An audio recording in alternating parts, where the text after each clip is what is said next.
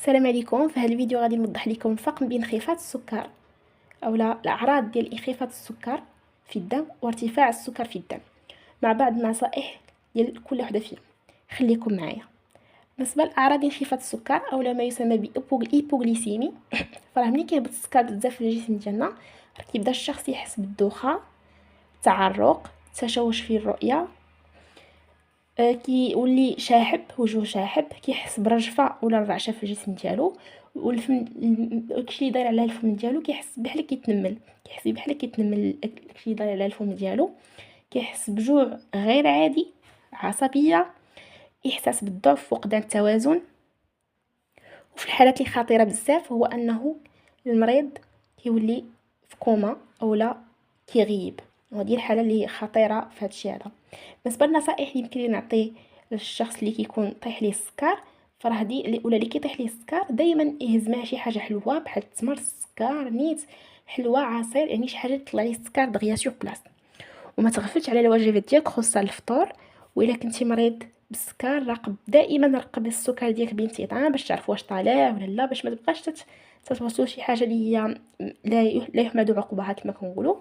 ما تمشيش بوحدك، الا كنتي خارج ضروري يخرج مع شي واحد، خصوصا الا كنتي عارفه راسك كيطيح لك السكر دغيا، باش الاخر اللي كاين معاك يعرف كيدير يتصرف.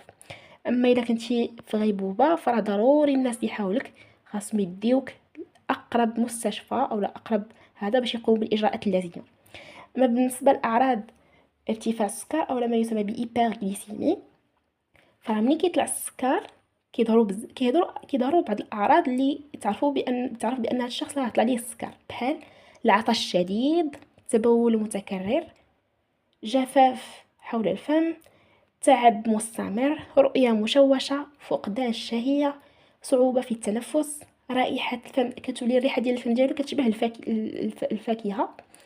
بالنسبة للنصائح اللي نقدر نعطيكم باش تتعاونوا مع ارتفاع السكر، فراه هذه كتكون في المرتبة الأولى خاصكم تبتعدوا عن السكريات الزائدة، بعدوا ما أمكن عن ما هو سكري، والمأكولات السريعة كذلك، لحقاش حتى هي كتكون فيها نسبة مهمة من السكر وحنا ما بغيناش هادشي.